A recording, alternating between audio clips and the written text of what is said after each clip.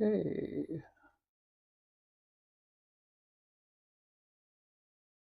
here we go. Check and see if everybody is able to see it on Facebook. See if my live stream is coming up there. Looks like it. There we go. All right. Hello, this is Henry. Welcome to our Freedom Friday AI tips and tools. Today I have a special treat. I have our friend Erika Sanchez, who has been taking a step beyond what I have done with AI, building fun little images and videos and all those things to actually create an environment where she has some, I guess I'd call them employees that are now AI. So I'm going to jump over here to my screen where we can introduce you. There we go. Good morning. Good afternoon, I guess, here in Tennessee. Good afternoon. How are you? Good, good. So like I said, when we were warming up, if all the buttons and everything work properly, we're going to be able to have a good live stream.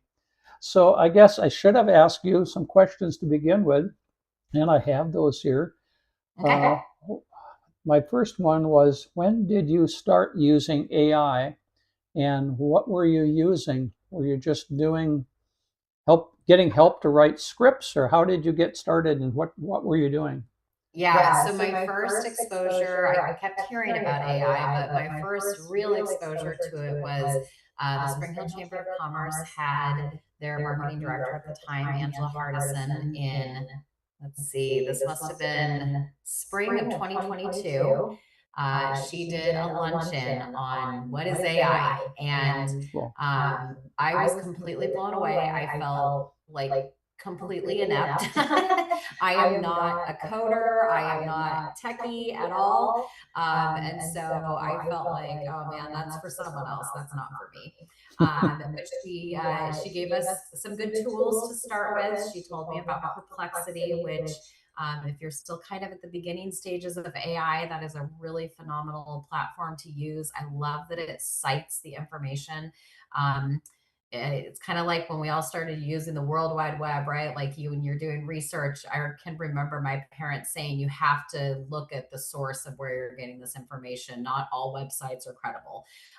AI is very much the same way. ChatGPT is a big liar. It'll lie to you. It'll tell you exactly what you want to hear. So started using Perplexity. I was really using it a lot for like social media management at that time. I was working locally at a chiropractic office as their marketing director. And so the first thing I used it for was copy for social media posts. And I was blown away. I was just, it really transformed how quickly I was able to get my social media calendar built out for the whole month and really just have it say the things that I wanted to say and clean things up and use keywords that I should use and hashtags and all that kind of stuff. And so that's kind of where it started, was about 4 years ago.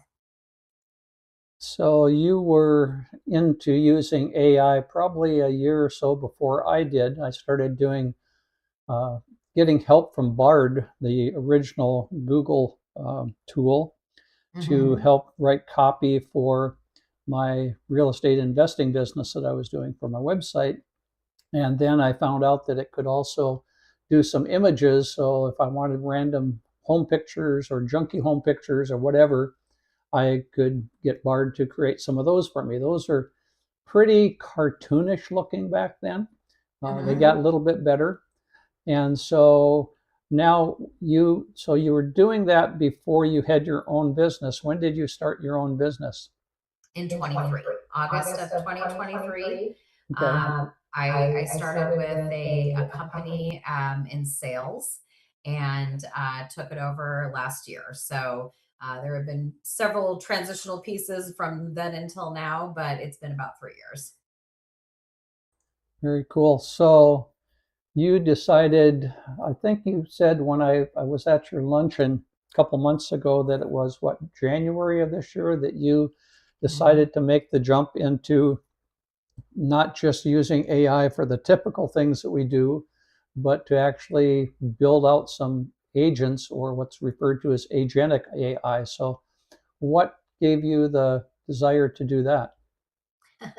I kind of got pushed head first into it. So, a friend and confidant told me that he had been using it for just like a week at that time, and said, "This is something you have to try. It's going to rock your world." And I was like, "No, that sounds complicated. That sounds scary. That's not me. I don't do AI techie stuff." And I think that that is the biggest thing that I want people to walk away with today is that you don't have to be a coder. You don't have to understand all the ins and outs of AI. I think having someone to guide you and really teach you how to utilize it is so important. So that's what he did for me. I got it set up for my business. And within 3 days, I felt like Sonic the Hedgehog. I was going so fast. I was able to get so much done. Yeah, it's really transitioning from a one prompt in, one prompt back, creating stuff for you to copy and paste, to switching it over where you have agents that are basically like employees, and they are all like fractional VPs in each of their respected fields, doing the work for you, actually posting the work, completing the work, doing the filling in the spreadsheets, sending emails on your behalf, all the things that really just takes everything off your plate. A lot of it. That's amazing. So you have, I think you described you have one that's a general manager. Have you named all of your AIs by name So or position, or how did you do that to keep yes, track? this one works a little bit differently. It's a platform that we set up that is like three main pieces to it. Um, from that, I created one bot. My bot's name is Lily, and Lily is my chief of staff. So she is the one who manages all of my agents. Each of my agents have a silly name. I don't actually even know what the agents' names are. Honestly, I don't. I don't pay much attention. I just tell Lily I need this, that, and the third done, and she knows which agent to send it off to, and they are able then to go complete the work for it. So how do you know if Lily is doing her job and making everybody else do their job? Yeah. So I get a heartbeat. I have mine set to once a day, just because it was giving me more information than I wanted. It'll send it like every 15 minutes if you want. But I've taken it back to once a day, and it'll give me a full report of what all of my agents are working on. I also created two sub bots underneath Lily, that are for my VP of marketing, a real person, a real employee, and also my account manager. And so each of them have a bot, and their bots report to my bot. So not only can I get a heartbeat of what's happening with my agents, what they're all working on for me personally, but my team also has their bots. And so I can ask at any given time what's happening with it. I can also set up a cron that just sends an automatic report in whatever frequency I want. So I've heard some people describe what their platform will do, like their chief of staff or their manager, whoever, whatever title they give that lead bot, Yeah. that if a task needs to be done that there already isn't some agent doing that, that the lead will spin up another one for a task. Does your system do that? Yeah, exactly. So, one thing that I came up with pretty early on, two things that were very specific to me. So I have a marketing agency and a call center for medical offices. And so you have to keep in mind that everything that we do is HIPAA compliant. We are working with, private personal patient information. And so the one of the first things I did was I created a bot that is a HIPAA compliancy bot. It is essentially like having a HIPAA compliant lawyer, who checks everything we do. My HIPAA compliant bot is in everything to make sure that all the platforms we're using, any subscriptions that we take, like anything that we do, anything my company touches is checked first by this bot to ensure that we are following HIPAA compliancy guidelines. They're always changing. There's a lot of things added. There are a lot of nuances around posting reviews that a patient has written. You would think that if they wrote it and they put their name on it, that you can post it. That's not necessarily true. So just having everything double checked by that. The other bot that we spun up was when we start working with a new doctor's office, we do a call handling policy. So we go through, part of their onboarding is all the information about the clinic, just anything and everything. It's like basically a crash course on how to be a receptionist at their office. So we take, all the regular details, what kind of insurance they take, hours, when can new patients come in, what are questions they get asked, what insurance they take, just all the questions. And we fill it out on a form. And now I have a training bot, Coach Tracy, and my whole team, my dialing team, so the people who are actually taking the phone calls and doing the appointments, before we launch, it takes us about 2 weeks to launch, I dump everything into Coach Tracy and she trains them on it. So they're not practicing on real patients. By the time we launch, they're ready to go. So there's 2 modes with it. I created a patient mode, which does like role playing and comes up with ideas and questions that a patient may have and how they should answer them. And then I also have like a supervisor role, which then will quiz them on the call handling policy in less of a conversation, but just a quiz format. I then get a daily report of which of my agents have trained, which accounts they've trained on, what their scores were. It's not just checking for facts, it's also checking for empathy and tonality and all of these things that really make the difference between having a live person and a bot. Because while I love AI, we will never use AI to talk to patients. It's just not where it's at. So my live team, but they utilize the bot to make sure that when we're talking to the patients, they're ready to go and they have all the information for the clinic.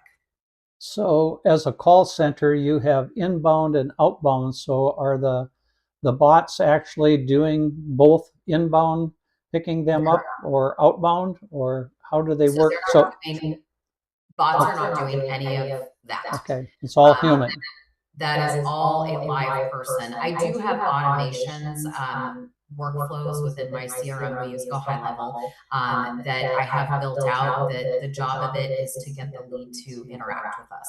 It asks them questions. It hits on, like why they clicked on the ad in the first place. If they want to lose weight, if they want to get a large implant, or whatever it is, the reason they clicked on the ad, it sends messages to ping them.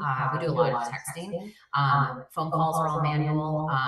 So all of that stuff is automated. As soon as they respond to something, it removes them from the workflow. It notifies my team, and my team jumps in live with them.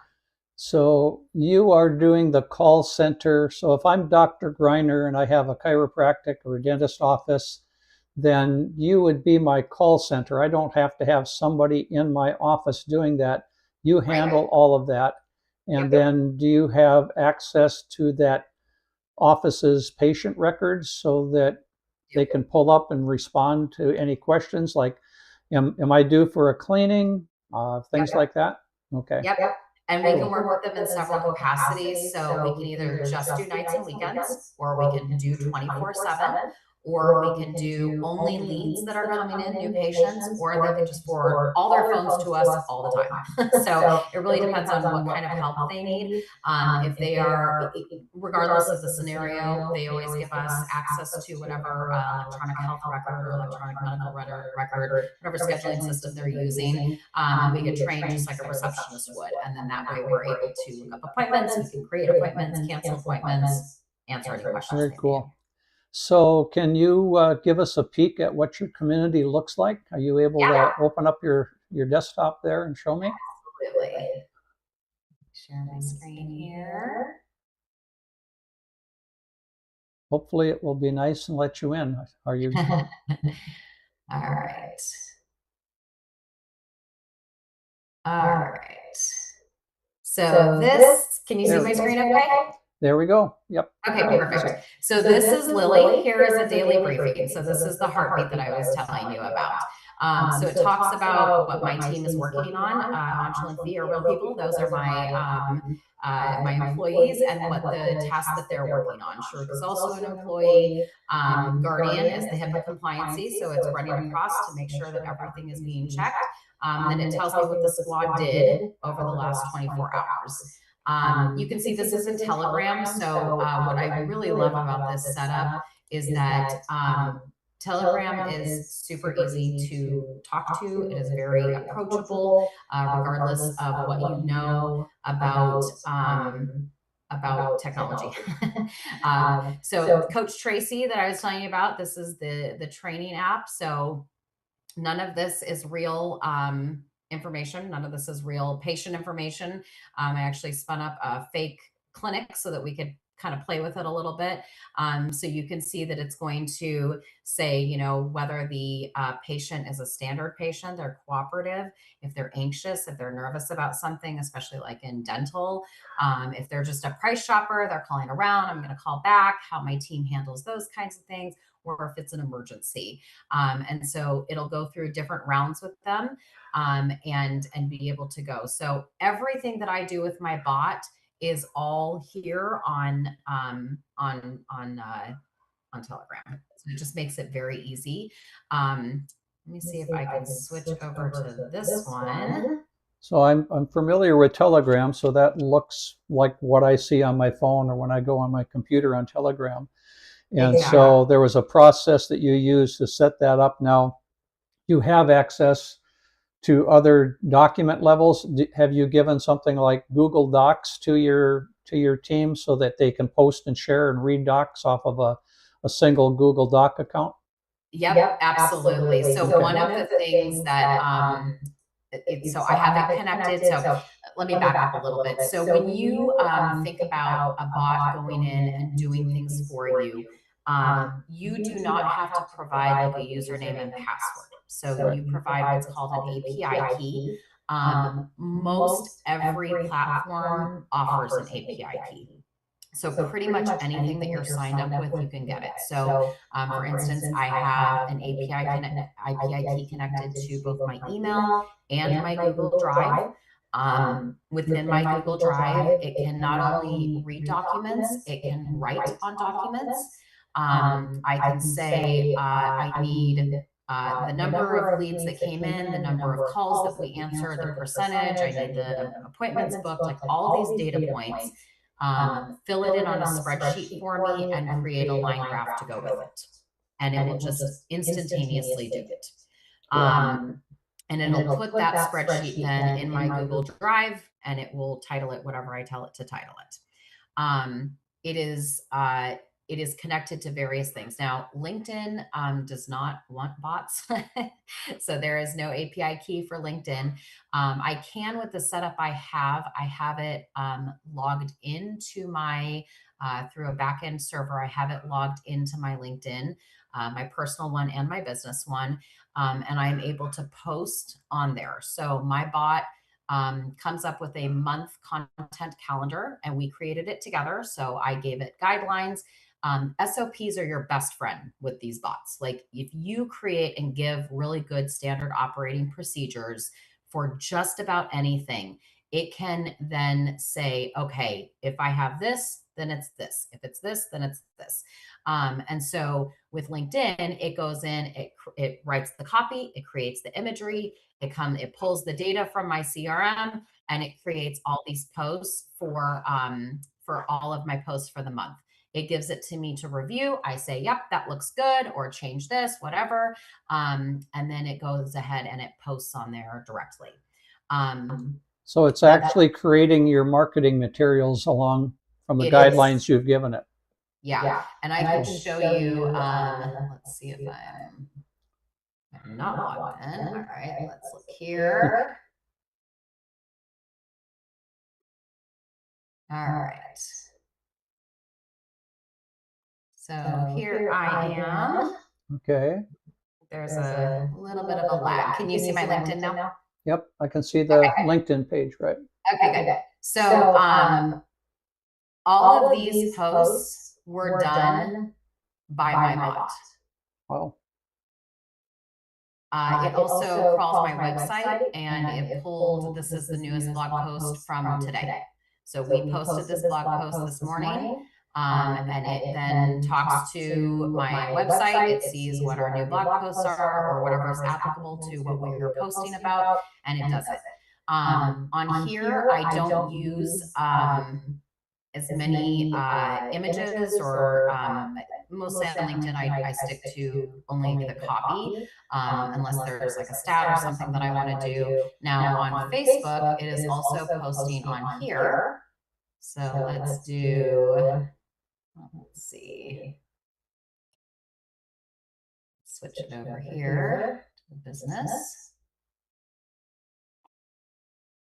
So Facebook and LinkedIn are your primary two places that you post content to? Yep, that's where it's posting for me. So if I go here, then you can see that for this one, it just shared the Spring Hill Chamber, because this was an event that I spoke at last week. It shared this one. This was a new ribbon cutting that was in town that I hosted the live for. This one was the actual event, and so we did our own post for it. And so my bot created this one here with kind of the highlights of the speech that I did, and then it also took the image that I provided to it, and it went ahead and made it a post. So when you have a presentation coming up at a local meeting, like at the chamber somewhere, do you have your bots go ahead and create your PowerPoints for you then too? Absolutely. That is, so this is the one that it created for this. We did a couple different renditions of it, like by we, I mean Lily and I. We went back and forth a few times. The first time it came out, it wasn't quite centered. I didn't love the colors that it used. So, you go back in and you play with it a little bit. You make it more for yourself. I basically just told my bot what we were going to be talking about today, the length of time that I wanted to target, and then be able to, it just created the slideshow for me. I use Google Slides. Everything I do is in Google, and so that's where it builds everything for me. But you can select where, like, what you would like to, what platforms you would like to use for that. Sure. Yeah, so it created the whole slideshow for me. That's cool. Now, your primary bot platform, are you using Claude or ChatGPT or something else? So the brain of it is, it's not something very many people are familiar with. It's a pretty good process. What I like about the platform that I use is, rather than taking subscriptions all over the place, like, if Gemini is great at creating images, or if, Perplexity cites things, or if Grok crawls social media, I don't have to worry about toggling between those, because the system that I have set up just automatically picks the best one. Cool. So I don't have to specify what comes from where. Okay. So yeah, the reason I'm asking is I've used Claude recently to do my PowerPoint slides for presentations I've done over the last couple of weeks. A month or so ago, I tried and it wasn't really good, and there's been some updates, and it's getting pretty good. I even had it write a web page, a landing page for me, and be able to put that on my website that I use under System.io. That came out really well. And then I've been using ChatGPT to create images, because they have the updates that they've done with ChatGPT have been pretty good. So that's why I was wondering if you have kind of a hybrid that pulls in what the best resources are. So you're not concerned like, oh, this month they said now they just updated ChatGPT to this new whatchamajiggy, and so now I'm going to use that. And then next month, because that's one of the problems that people have, of course, with AI. They're like, I just started to figure this out, and then they change the rules again. Right. Yeah. 100%. I love that I don't have to figure out what I'm supposed to be using for what. I love that my agents just know what the best solution is. I also love that it's not, part of the struggle that I've had with ChatGPT is other than it being a liar, is that, is that the images all kind of look the same and you can spot them from a mile away. Like when you're on social media and you just see all the, like everybody uses them and it just, they don't look as professional. Gemini does a pretty good job with it. I believe that's what my imagery source is right now. But anyway, it'll toggle through them so that it's just using the right thing. Okay. Well, as we get close to wrapping up here, you want to unshare your screen so we can finish up. Yeah. You've got that document. Is that something that you would like to share, that I can share with other people? That Sure, yeah. Okay. That would be fun. And how, if people want to learn more about this, or I know you're doing other like lunch and learn meetings with the chamber and other groups. So what can people do either locally or nationally to get your help and figure this out? Do you have some, I know that you had somebody you contracted with that put this together. Are you offering a service to people to help set up AI platforms? I am. I've worked with a lot of small businesses getting it set up. The barrier to entry is exactly how I felt 2.5 months ago. Like, I can't do this. I don't know coding. I don't know how to set something up like that. The setup is a little bit, it takes maybe like 3 days for me to get it set up for you. But then after that, it's just you and Telegram. Like you really don't have to worry about much beyond that. And so it is really for everyone. I have helped a couple dozen businesses locally get set up. I helped someone who was out of state, so it is something I can do nationally. AI is here. It is something that we all have to just embrace. And I just tell people, like, when the World Wide Web came out and we were all like, about it. I can't do that. I don't know how to do that. The businesses who rejected it and said, I'm not doing that, are gone. And I don't want to see small businesses crumble because they can't keep up. Because right now, the difference between a small business and a corporate office is that a corporate office can afford to hire all these positions. They can have a marketer, they can have a HIPAA compliant agent, they can have HR, they can have all these things. And a small business owner is literally wearing all of the hats. And this just helps unload some of your time. And so the difference right now between someone who is a hard worker and is intelligent versus someone who is kind of lazy and is not, pushing themselves is like this. But with AI, this person can come up here. Like it just is going to, I have an SEO guy and he does a phenomenal job and he sends me his weekly report. And I know enough about SEO. I've been around it for several years, but I've never been the one to do it myself. Right. And managing something that you don't know how to do is tough.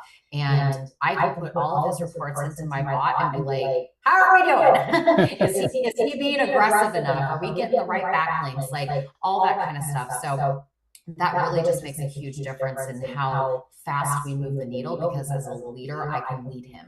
I can give him really good constructive feedback that I could not have done before. So I can absolutely get people set up. The monthly platform fees are about $300 a month, which is it's very minimal compared to what you get. Your ROI on this is probably 500-600%. I have probably 25 hours a week back that I was spending doing really important tasks that I don't have to do anymore. So I'm just so much more efficient. Yeah, well, that's good. Well, I will, if you want to drop me an email with the contact link. I don't know if you set up a landing page for people to be able to join you and to get into asking questions. I know, I've been on Russell Brunson's, I've been on Onyx, Segal's, and they are charging thousands of dollars. Onyx wants to take people up to his place in Maryland for a day and do all this stuff to get started and get your photos and build everything, which is great. But most people don't need that. Your local, beauty shop, or the plumber, or the dentist, or the chiropractors don't need all of that. They need what you're doing to be able to handle things and integrate what they're already doing and make it better. So yeah, if you want to send me, drop me an email, and I will post that along with the replay on this. This will be up on both Facebook page and then on my YouTube channel, and then over on my Henry Greiner, which is, I'll just throw that up for people here at henrygreiner.com.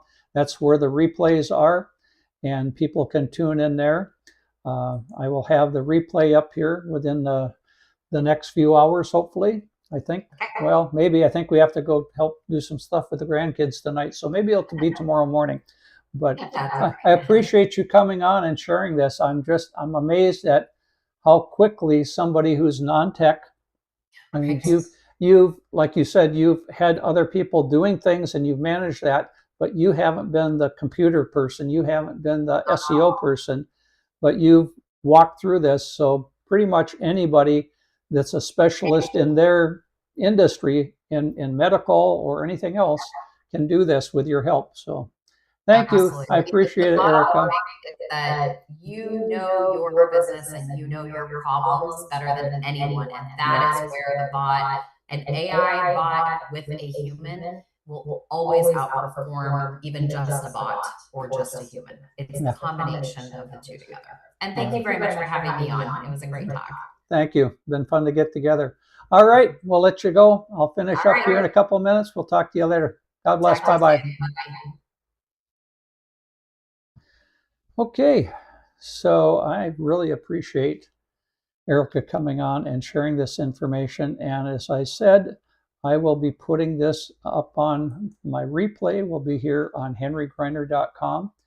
And I will get her contact information and add that over there so that anybody who is watching this now live or watches the replay will have access to get in touch with her and see what you need to do to go over there. And let me just close out something here for a second. I need to get off of my,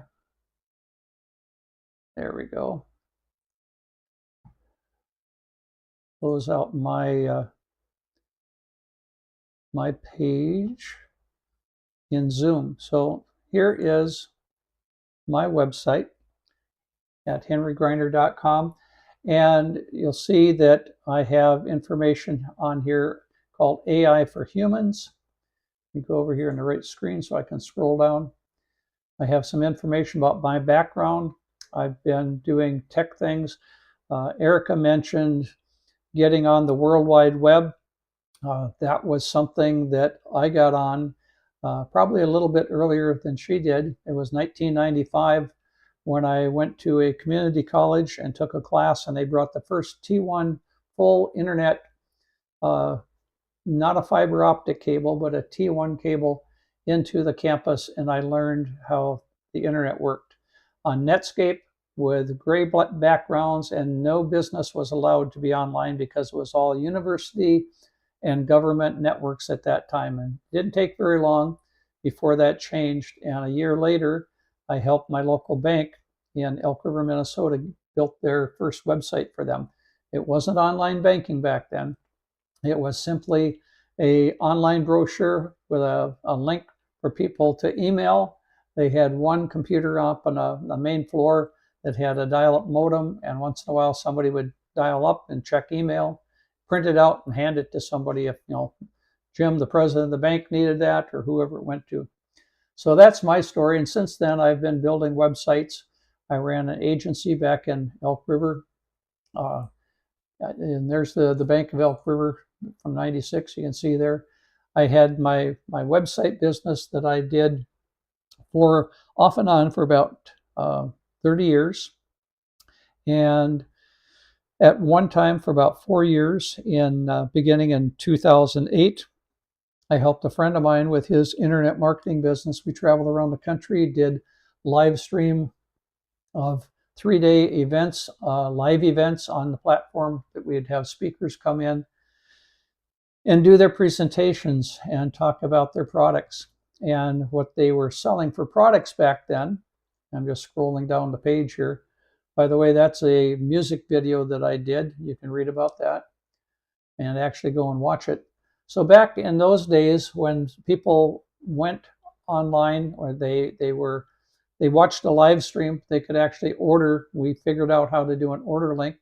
That we were one of the first businesses that did that.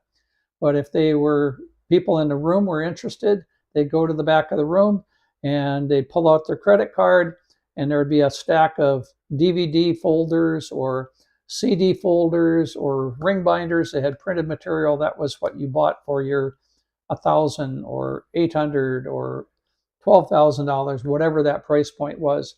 Today, it's all digital. And so my primary business is Legacy Builders. It's an all digital business. I share videos every week talking about that. We are part of the multi-billion-dollar, soon to be $1 trillion e-education company, e-education marketplace. And so thinking about all those things that you would have walked home with, a bag full of CDs and DVDs and printed material, that's all in a digital format. So when you go to my website, you can click on that link. That'll take you to my webpage and fill you in on all the information on that. Also, I have my AI for Humans Skool Group, SKOOL, and I do training in how to use AI there. And then there's a link to my YouTube channel. And then a couple times a month, I do a newsletter, which is up on Substack. So that's my business. That's what I'm doing, all on that one website. Excuse me. And the videos you'll see right now, this is what is running live. Some of you may be on that page right now watching the live stream. Later today, I will put this live event up on this page over here on the Friday. This one will be changed out. And any of my replays you can find on my YouTube channel. Then I have some of the testimonials from people that are in Legacy Builders, along with the weekly webinars. Once a week, Michelle O'Neill, who is the founder of Legacy Builders, puts on a live webinar. We just had one this morning, about an hour and a half ago. And from there, we can get our training. We're blessed to be able to have a multimillionaire. She's been running this business, started just under 4 years ago. And she does weekly training on Monday mornings, and then later in the week also, at least one other time. So this is my AI for Humans website. This is my avatar, my AI twin. You can go there and see I'm just beginning. I've got 55 members in there. You can join for free. It is a private, it's set for private, and you can join for free. So when you come to the site, you can get to it from the link off my homepage over here at the top. And when you get there, you just click the join button. You won't see the settings. I'm logged in, so it says settings, but you click the join button and you can join for free. And you can take a look at all of the content that I have built in here about how to get started with your AI tools. And I am moving, I'm doing some experimenting. I'm not as far along as Erika is with running AI agents, but I wanted her to come on today because what she is doing applies to both people that are have offices, like she's working with chiropractors and dentists and others. But what she is doing also applies to people that are in my business, home-based business. Actually, she has a home-based business. She runs the business out of her home. That's where my wife goes to a couple times a week to help with tutoring her two daughters who are doing homeschooling. And so those tools are coming more and more available, and that's why I wanted to bring her on today to share that. So that's what I have for you today. I'm going to close down here and say thank you for those who have been tuned in live or watching the replays. I hope you go over and visit my website. There's my URL again, the www.henrygrinder.com.